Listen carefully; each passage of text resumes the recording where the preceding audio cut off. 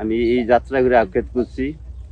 আমি 24% জায়গার ভিতরে করছি। আমি আর 1020 টাকা মতন খরচ হয়েছে। ইনশাল্লাহ আশা করি 80-85 হাজার টাকার মতন বেচা আইব। আক্ষেপে লাভবান হয়।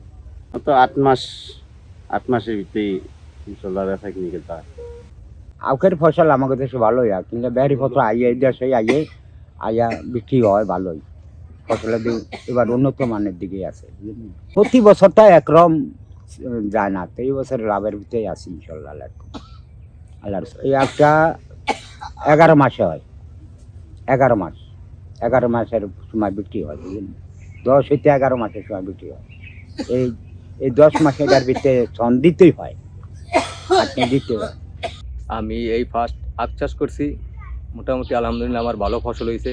কম খরচের ভিতরে ভালো লাভবান হবো আমি আশা করা যায়, যদি মেঘ বৃষ্টি ঝড় তুফানে নষ্ট না হয়। ইনশাল্লাহ সবাই দোয়া করবেন আমার এই ফসলটা যাতে ভালো একটা ন্যায্য মূল্য পাই আমি। গবেষণায় লেটেস্ট যে ভ্যারাইটিটা, এটা খাইতেও ভালো, ফলনও ভালো, রোগেও আক্রমণ করে, পোকাও আক্রমণ করে। কারণ জৈব পদার্থ হচ্ছে মাটির উর্বরা শক্তি প্রাণ কেন্দ্র। যদি এটা না থাকে তাহলে তো রাসায়নিক সার বেশি লাগতেছে। আর দ্বিতীয়ত এমনিও মাটির উর্বরতা শক্তি দিন দিন কমে যাচ্ছে, সুতরাং এইভাবেও রাসায়নিক সারের উৎপাদন বৃদ্ধি।